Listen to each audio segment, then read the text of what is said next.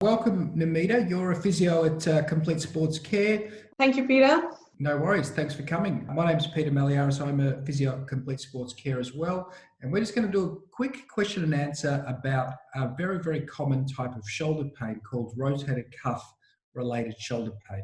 So, Namita, can you tell me what is rotator cuff related shoulder pain?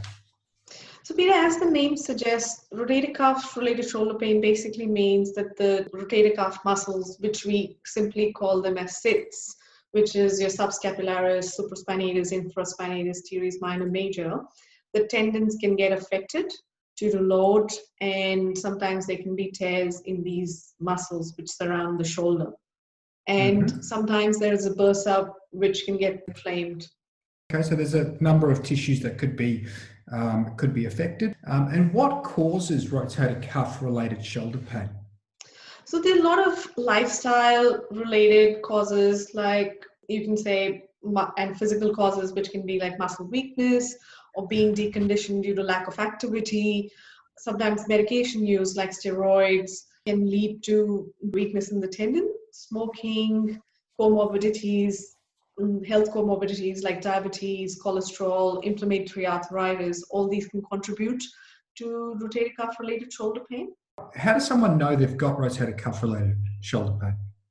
So the most common signs for rotator cuff related shoulder pain would include taking their arm, there's pain with taking their arm overhead or taking their arm sideways and up, or they'll have pain when they're trying to reach their hand behind their back, trying to get their wallet or reaching the back pocket.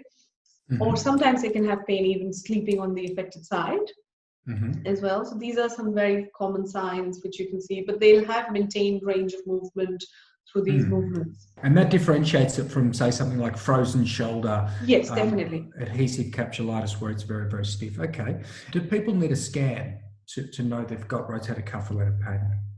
A lot of patients ask that question, Peter. It's a great question. And usually it's a clinical diagnosis. So you just need good clinical history combined with a proper physical examination, and that's enough to make the diagnosis, and a scan is not required.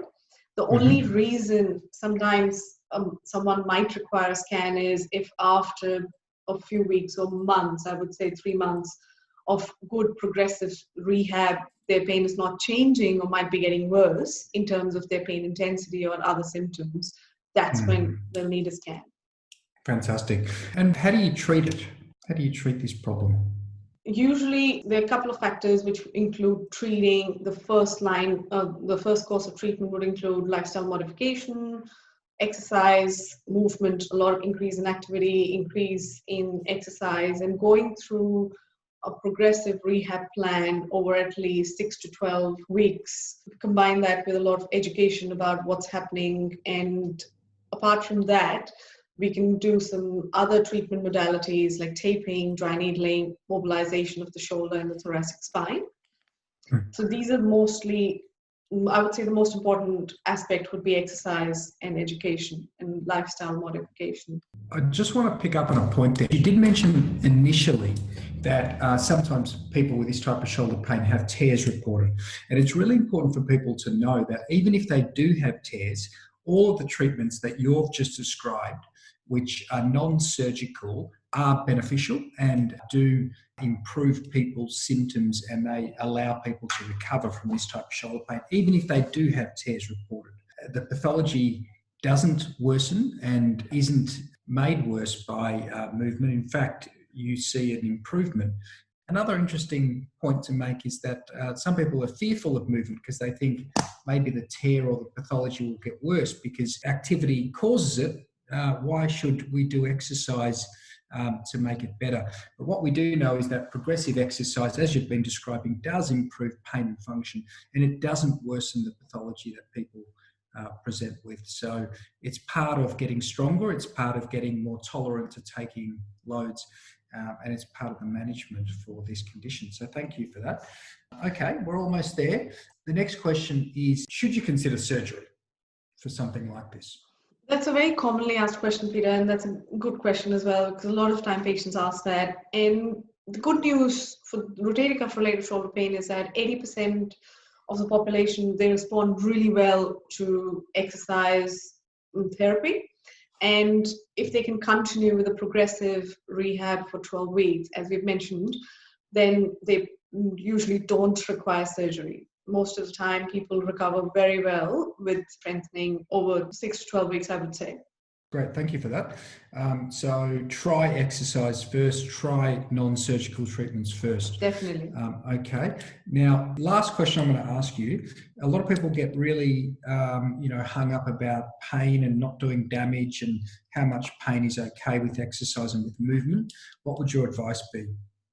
That's a great question, Peter. And my advice would be a most important thing to take from this question is that pain is not equal to damage. If we stop using our shoulder completely because of pain, it can lead to further deconditioning and muscle weakness, which can start that cycle of making our symptoms worse.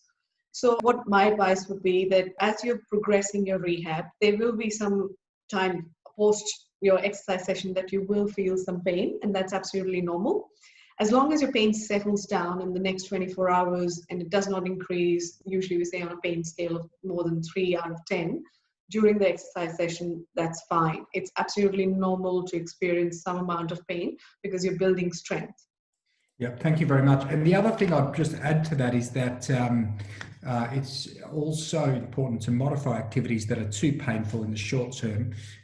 Just modifying activities that are too painful and making sure that you're doing activities that are not too painful, and then progressively recommencing activities that were initially too painful. And that's what tends to happen during the rehabilitation process.